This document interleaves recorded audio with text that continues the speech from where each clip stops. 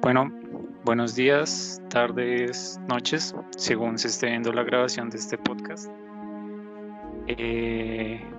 La principal actividad que se pretende hacer con este podcast es explorar uno de los conflictos más complejos, prolongados que ha tenido América Latina en los últimos años y décadas.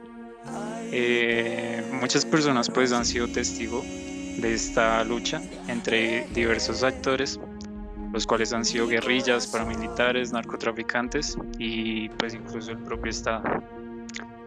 Comenzaremos pues dando una breve presentación al grupo, seguido del proyecto curricular al que pertenece cada uno de los miembros de nuestro equipo, y vamos a dar una breve introducción de los temas a tratar. Así que comenzaremos por la presentación.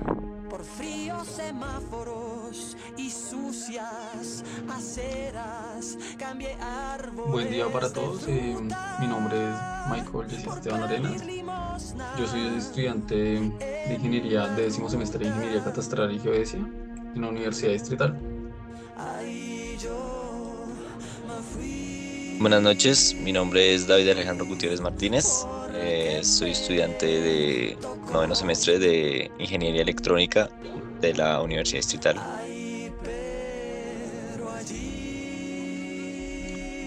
Buen día, buena tarde, compañeros. Mi nombre es Nicolás Romero. Estudio Ingeniería Electrónica, voy en 9º semestre, también en la Universidad Distrital.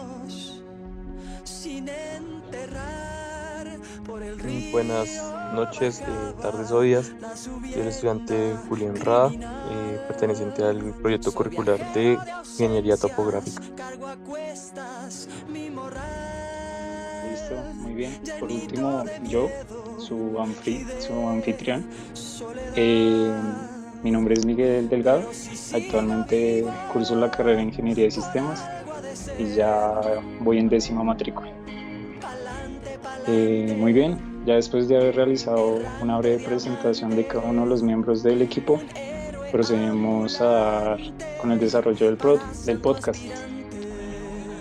Como primer ítem a tratar, pues vamos a realizar un análisis de los capítulos leídos en el libro recomendado por el docente, denominado Basta Ya. Así que, bueno, cada uno de los miembros va a ir dando su análisis referente a cada capítulo, así que son libres de comenzar.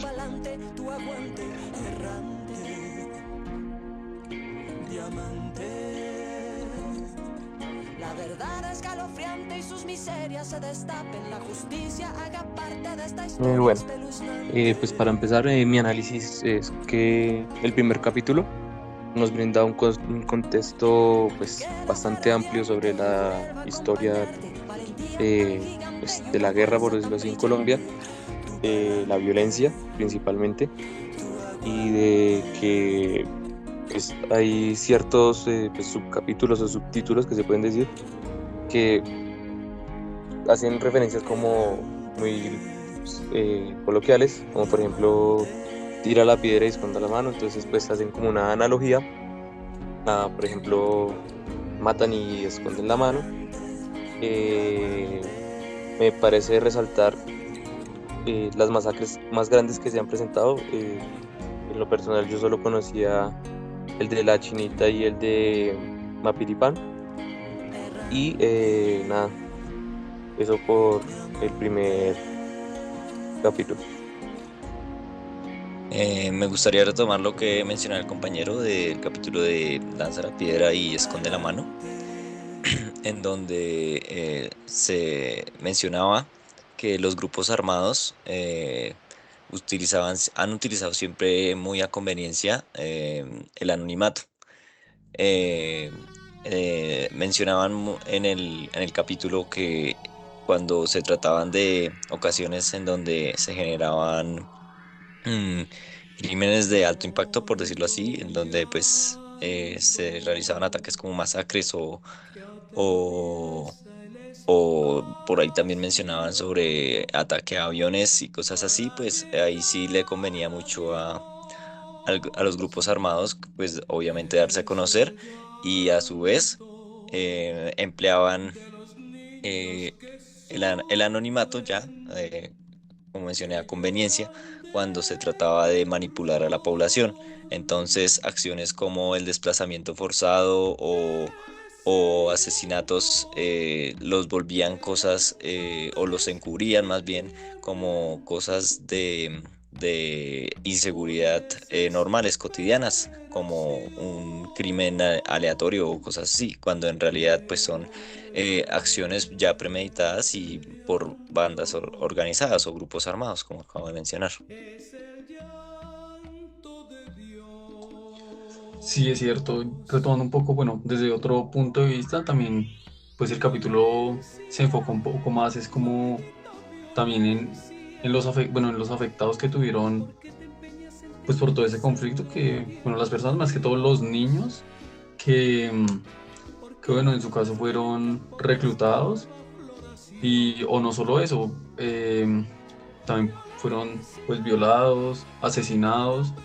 También me llama la atención cómo el libro es un poco gráfico en mostrar, pues, imágenes del conflicto. Por decir, hay una que me llamó bastante la atención, que era la de una niña como de no más unos 14 años, 15 años, con un fusil y al lado de un letrero que dice no maltrate a los niños, son el futuro, que fue puesto por las FARC. Una foto del 2000 en San Vicente del Caguán, en Caquetá, que, o sea, refleja como, o sea, no sé cuál sería la palabra, pero cómo se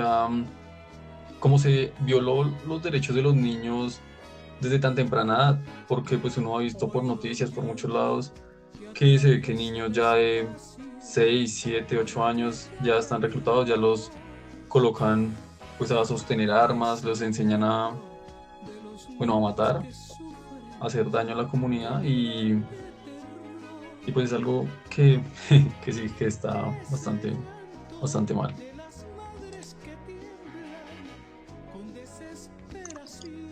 Bueno, compañeros, algo que yo también quiero resaltar es que en muchos casos esa violencia se volvió algo rutinario, ¿no?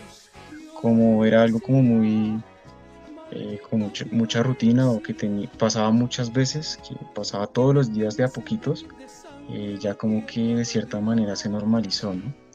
Y también en parte los medios de comunicación también dejaron de informar de esa violencia cotidiana porque ya era algo de rutina y pues eran como hechos muy aislados, ¿no? No era algo como de grupos o masacres, algo por el estilo. Entonces pasaba desapercibido, ¿sí? Eran, digamos, cosas que quedaban impunes de cierta manera.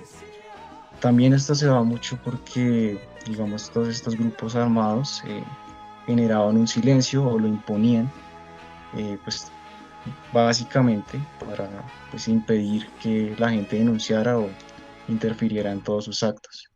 Entonces creo que ese es un factor importante a mencionar. Y para agregar a lo que dijo el compañero, también recordemos que eh, el libro resalta que nosotros tenemos muy normalizada la violencia.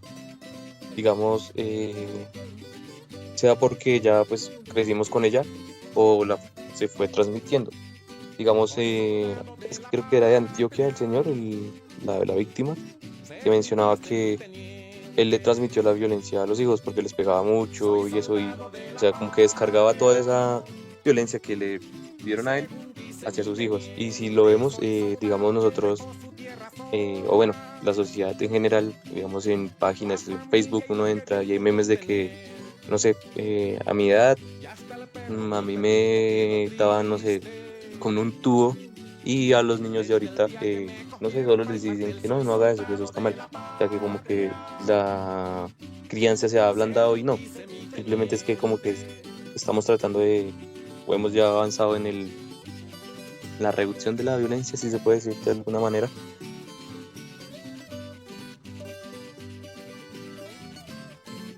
verdad todos los puntos que dieron.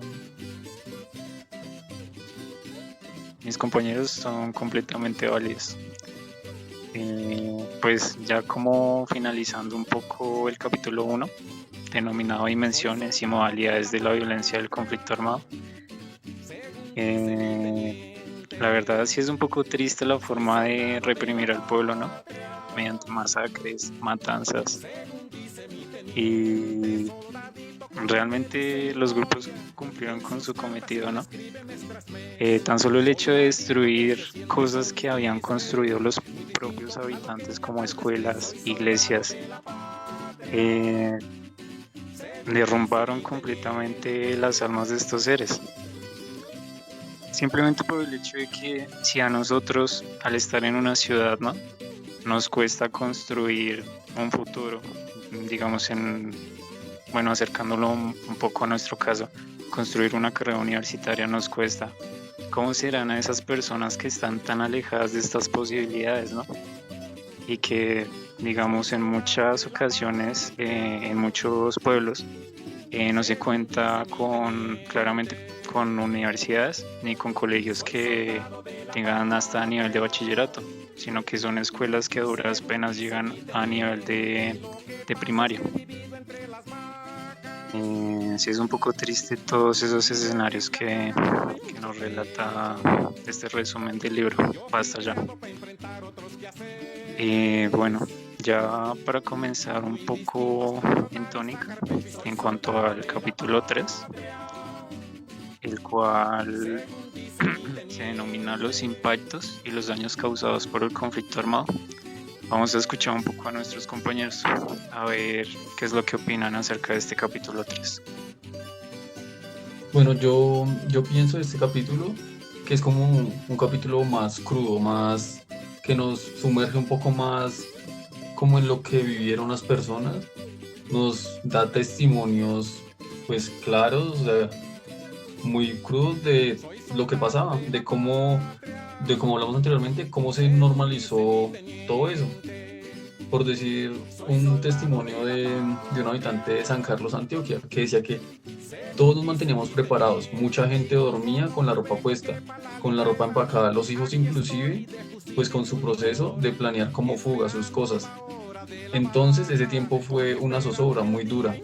O sea, el hecho de que las personas, sí, digamos, como dice este relato, este testimonio, las personas tenían que dormir preparadas. Cada noche era como, no sabían si iba a ser su última noche en su casa, porque también, como decía otro testimonio, que si a los guerrilleros, a las personas, si a ellos les gustaba la casa donde ellos vivían, simplemente se tenían que ir, los desalojaban, o si no los mataban. ¿Qué iban a hacer ellos? ¿Cómo se iban a enfrentar contra gente armada? Y pues no fue algo que sucedió solo una vez, debe ser algo que sucedió muy constantemente y que aún hoy en día puede seguir sucediendo. Bueno, a mí me gustaría abordar un poco el tema del libro, en donde mencionaban sobre las afectaciones a las víctimas, las clasificaban en hombres, mujeres y niños. Me gustaría un poco hablar especialmente sobre las mujeres y niños, en donde estos dos son los más vulnerables, ya que no sé, cuestión histórica o bueno, no sé, estereotipos, pues en el caso de los niños y las mujeres son los más susceptibles a los casos de violación, el cual es mencionado varias veces en el texto, en donde pues ya es difícil de por sí para una mujer adulta, ya con una conciencia propia, superar el trauma de una violación. Pues no me imagino cómo es para un niño, en donde va a quedar algo marcado de por vida, porque pues está apenas en su etapa de formación.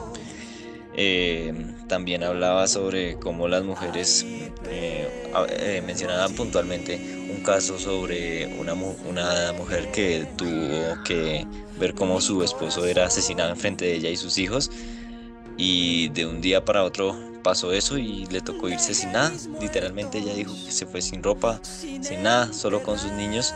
Le tocó buscar salida para Montería y quedó completamente sola. De la nada tuvo que ver completamente únicamente ella por todos sus hijos, sin tener un lugar en donde quedarse, sin tener ingresos, nada. Simplemente tuvo que irse a buscar en algún lugar alguien que le pudiera ayudar. Entonces me parece... otra cosa que mencionaban era sobre la reparación. Entonces pues retomando lo que mencioné hace poco sobre la violación y eso, pues es cuando una persona pasa por eso, pues no me explico ni se me ocurre una forma siquiera de poder reparar a una persona así. Y pues en el caso del conflicto armado, muchas veces ni siquiera se da ese intento de reparar a las personas. Sí, y añadiendo a lo que dice el compañero, me parece que pues, el camino correcto es ese, pero hay que tratarlo con pinzas, porque digamos que ese tema de, pues, de la reparación y demás, a veces uno ve que la reparación no es tanto hacia las víctimas, sino hacia las personas que cometieron esos actos inhumanos. De hecho, el libro lo menciona, que como que ellos pues hacen lo de la reparación y confiesan y demás, a veces no solo por el remordimiento, sino por cosas que hay detrás, como bajar sanciones y demás pues beneficios que ofrece esto. Y pues a las víctimas no se les repara del todo, porque es que es casi imposible. Sí, muchachos, yo también quiero, digamos, comentar algo que a mí me pasó y creo que nos pasó a todos. Es que, pues, uno antes de leer el documento cree que, digamos, los principales afectados o la cantidad de personas que más murió en este conflicto fueron, digamos, las personas armadas, ¿no? El ejército y demás. Pero cuando uno lee las cifras, la cosa es muy distinta, ¿sí? Creo que la cifra es que el 81% de todas las muertes que están registradas fueron civiles, ¿sí? Entonces, pues uno qué piensa, ¿sí? Eh, Uno pensaría que en gran medida esto se debe a que esto era algo premeditado, en esencia, ¿sí? Que esto pues hacía parte como de una estrategia política, por decirlo así, y creo que el libro, de cierta manera, nos invita a rechazar esto, ¿sí? A rechazar la naturalización, por decir así, de estos hechos.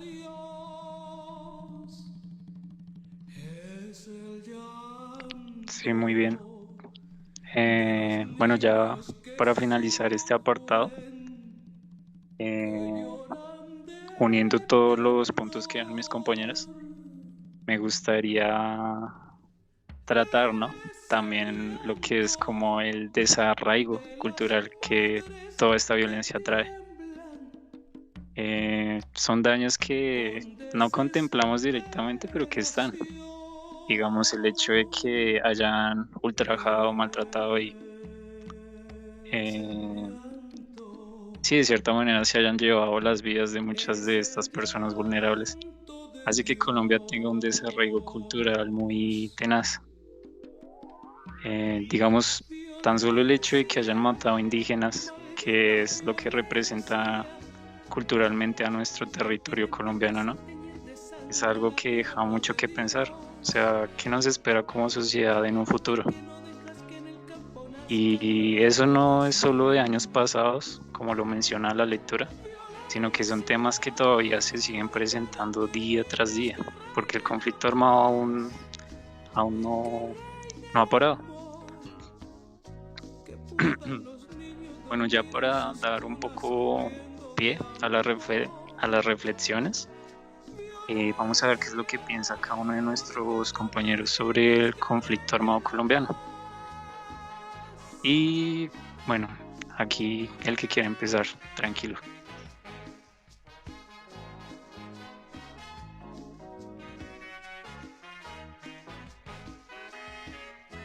Bueno, pues si quieren inicio yo. Pues la reflexión es que, o sea, aunque se haya ganado un Nobel de Paz, aunque se hayan firmado tratados, creo que eso está por lo menos lejos de terminar y creo que para algunas personas que fueron víctimas esto nunca va a terminar.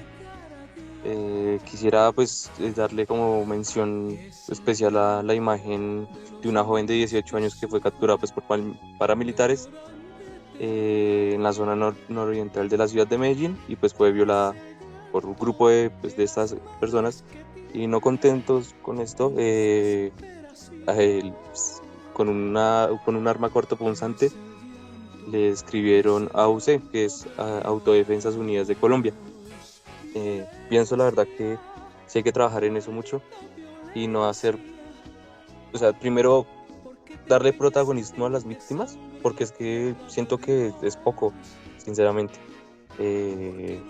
Tenemos, bueno, eso ya lo vamos a tocar frente a lo de las carreras, pero pues, tenemos lo de lo que es la reorganización de tierras, la restitución de tierras, perdón, unos cupos especiales para estudiar en universidades, pero pues a mí me parece eso como absurdo porque hay veces que ya estas personas han retornado a sus sitios de origen y allá no hay universidades. Y nada, pues que tratar más de, o sea, antes de tratar, digamos que con los victimarios, tratar de la mejor manera a las víctimas.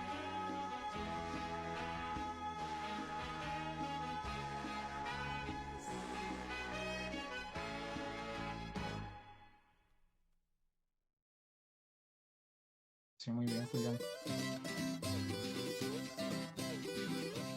No sé, Bueno, algún otro yo- compañero que no quieras dar su reflexión. Sí, bueno, yo tomo la reflexión, bueno, como un poco más desde la reflexión, ¿sí? De que tenemos que reflexionar sobre también, o sea, sobre el poder transformador que pues tiene el perdón y la reconciliación, que sí, o sea, a pesar del dolor y todas las injusticias que sufrieron, según el capítulo también las víctimas muestran una admirable pues resiliencia al buscar diferentes formas de sanar y reconstruir de nuevo sus vidas. Es difícil, claro, no es algo que se pueda lograr y no es algo que se pueda olvidar, pero, pero sí, ellos lo intentan y eso es algo que se debe valorar mucho. Además, los testimonios nos inspiran a trabajar hacia un futuro donde pues pueda prevalecer la compasión, la solidaridad y el respeto por los derechos humanos. También o sea, es como que nos invita a asumir esa responsabilidad colectiva como sociedad para construir, pues vale la redundancia, una sociedad más justa y equitativa, donde pues todas las personas puedan vivir libres del miedo y la violencia.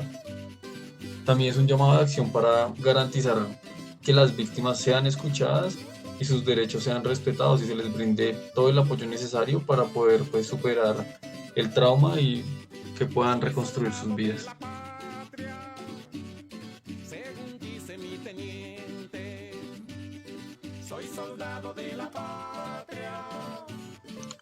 Y bueno, muchachos, a mí también me gustaría mencionar que es muy importante, digamos, abordar y reconocer cuáles son, digamos, las causas profundas de la violencia y la exclusión social que ha generado todo este conflicto, ¿sí? Creo que el libro en términos generales también pretende hacer un llamado urgente a pues, construir una sociedad más inclusiva, ¿no? Donde pues respetemos los derechos de todas las personas y pues se pueda promover una igualdad de oportunidades, ¿no? Yo creo que la paz no es solo firmar acuerdos, ¿no? Es un compromiso continuo, social y pues un respeto por la diversidad en cierto sentido, ¿no? Creo que es responsabilidad de todos trabajar juntos como país para que digamos que toda esta igualdad y la inclusión de todas estas personas que quedó de todo este conflicto pues sea una realidad para todos. Retomando lo que dice mi compañero sobre la inclusión de pues, estas víctimas de la violencia, me gustaría pues invitarlos a pensar cómo podríamos nosotros apoyar a estas personas. Por ejemplo, en nuestro caso, pues como ingenieros, se supone que en nuestras manos recae la responsabilidad sobre gestionar proyectos y generación de empleo y todo lo que esto conlleva. Me gustaría pues traer a colación el caso de Crepes and Waffles, pues cuya política pues no sé actualmente, pero pues al menos en un inicio fue la contratación de solo madres cabeza de hogar. Entonces pues los invito a reflexionar y pensar en alternativas que nos permitan apoyar a este tipo de población vulnerable, pues desde nuestra posición y pues en nuestras posibilidades.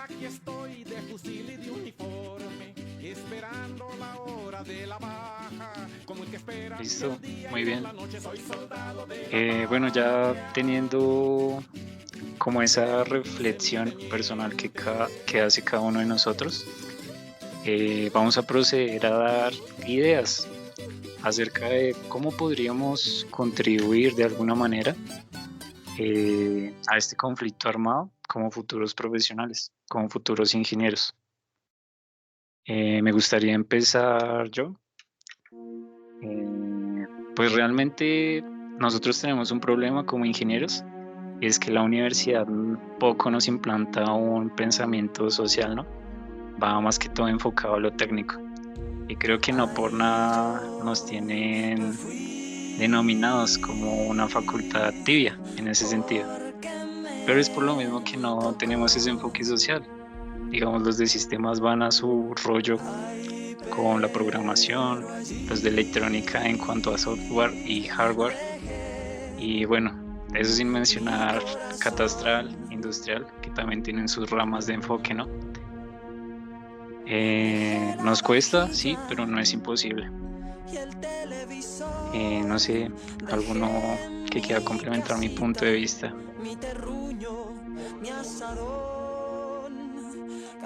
Bueno, sí, desde mi punto de vista, desde el punto de vista de mi carrera, sí, yo también enlacé la 40, pues sí, nos dicen, de ingenieros dicen que pues somos muy tibios, pues, porque no, como que a nosotros no nos, o sea, a pesar de que mi carrera es bastante social, tiene un enfoque bastante social, es poco lo que se trabaja en él.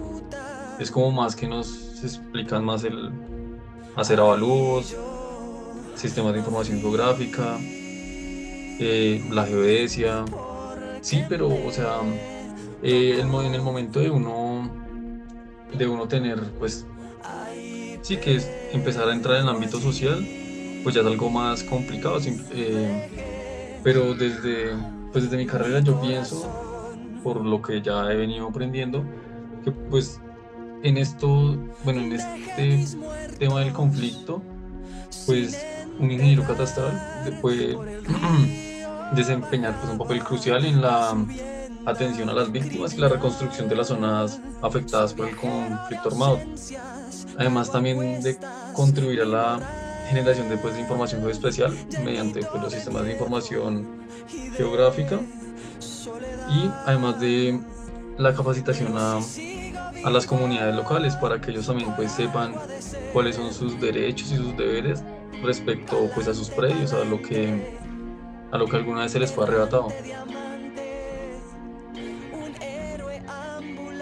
Pues al igual que el compañero, Yesid, yo pues, tengo conocimientos, bueno, pues yo soy de ingeniería topográfica, la carrera de él y la mía son muy afines, y pues a mí se me ocurre, desde mi carrera, primero, hacer como story maps, mediante sistemas de información geográfica, que recreen, digamos, el área que se ha perdido, que creo que en el libro la mencionan, pues, obviamente geolocalizarla y pues mostrar qué tanto se ha perdido. De hecho, creo que en el libro pues decía que casi si se reunían todas esas áreas y las personas, da como la segunda ciudad más grande después de Bogotá.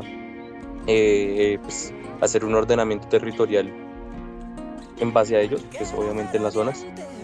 Y nada, pues como ingeniero topográfico, pues mi competencia pues muy frente hacia las tierras y demás, entonces pues velar porque la restitución de tierras se dé de la mejor manera y digamos no,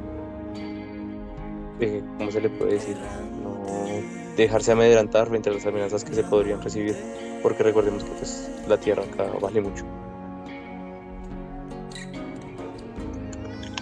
Bueno, compañeros, en cuanto a mí, que yo estudio ingeniería electrónica, creo que la electrónica puede tener un aporte muy importante desde la tecnología, ¿sí? Creo que desde la tecnología podemos promover tal vez la inclusión, el acceso a la información pues, en zonas que estén afectadas por el conflicto o que hayan sido afectadas por el conflicto, ¿sí? Desde la electrónica se podría implementar una infraestructura de telecomunicaciones, por ejemplo, y se podría suministrar internet pues, a zonas rurales apartadas. Y esto, pues a fin de cuentas, pues tiene muchas aplicaciones buenas, ¿no? Yo puedo resaltar que se abren oportunidades educativas, por ejemplo, oportunidades económicas para las comunidades. Esto también puede de pronto facilitar su integración en sociedad y demás. Y creo que desde ahí se puede hacer un aporte importante y creo que mi compañero, pues David, puede hacer un aporte al respecto también. Sí, me gustaría continuar a hablar un poco por esa parte de las telecomunicaciones, en donde Colombia se caracteriza por tener una zona geográfica supremamente densa y los casos de abandono por parte del Estado se dan es por esta falta de infraestructura y pues esto ya pues es historia del pasado porque, bueno, se sigue dando, pero eh, en el pasado tenía una verdadera razón de ser, en donde pues los mensajes viajaban por medio de físicos, completamente por medio de camiones, de cartas, etcétera, etcétera, en donde es misión y nuestro deber como ingenieros electrónicos velar por esa seguridad, ese manejo, esa transformación en el tratamiento de la información, en donde pues el aporte importante se da en que el gobierno ya no tendría ninguna excusa para decir que no puede hacer presencia porque eh, el acceso casi inmediato de estos datos de cómo se encuentra cierto municipio o si se perdió la conectividad por X o Y motivo, pues se verá en obligación de informarse, no sé, se me ocurren algunos escenarios. eh, Va a dar respuesta oportuna, va a permitirle al gobierno dar una respuesta oportuna y, y con ello velar por el estado en que se encuentre cualquier población, víctimas, etcétera.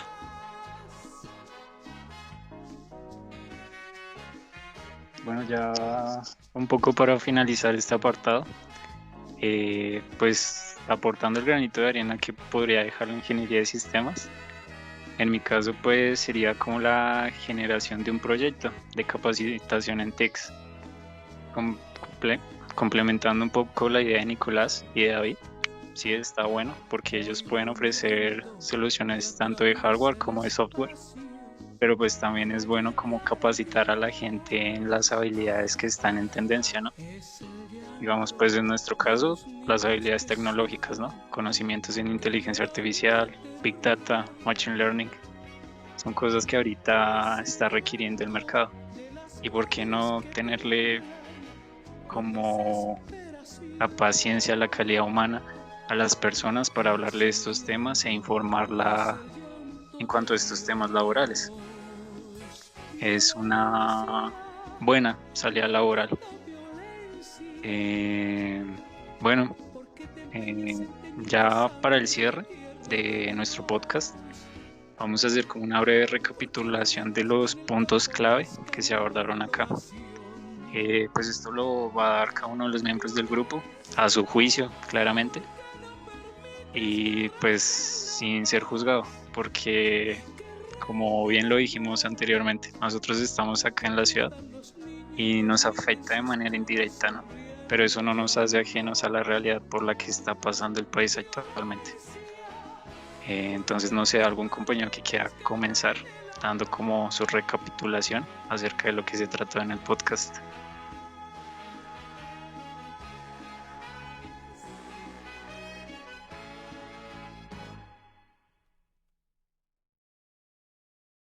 Bueno, pues recapitulando un poco, los puntos claves que podemos ver que podemos ver a lo largo del podcast, valga la redundancia, es como los impactos y los daños del conflicto armado, o sea, estos impactos devastadores que han tenido el conflicto por más de 50 años en el país. Además, pues esta violencia tan prolongada que pues ha generado daños profundos tanto pues para las víctimas como para la sociedad en conjunto. Otro pues punto, la violencia extrema y pues la impunidad, pues como se leyó en el capítulo, como se pudo ver, eran crímenes, o sea, a sangre fría, que lo único que querían dar a entender era que ellos tenían el poder. Y pues la impunidad es el hecho de que pudieron pasar muchos años y la gente o las personas que cometieron todos esos delitos pues jamás recibieron su castigo pues según la ley, o al menos se sabe quiénes fueron, porque pues como también se mencionaba, hubieron muchos desaparecidos que jamás se volvió a saber de ellos.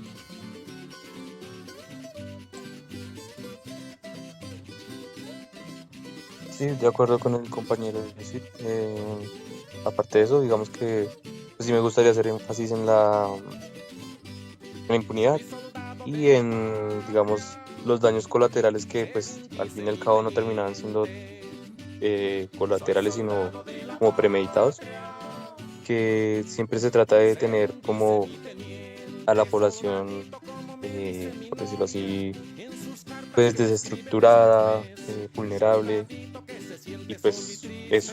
Y no, pues que se está pues planteando ciertas soluciones.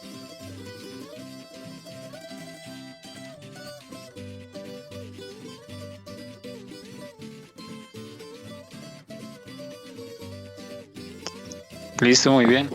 Y bueno, así concluimos otro episodio de nuestro podcast. Esperamos que este viaje pues a través del conflicto armado colombiano les haya brindado como una comprensión más profunda de esta realidad que pues claramente es dolorosa. Y gracias por acompañarnos en la transmisión de este. No olviden dejar sus comentarios y pues para más contenido, por favor difundir este podcast. Muchas gracias.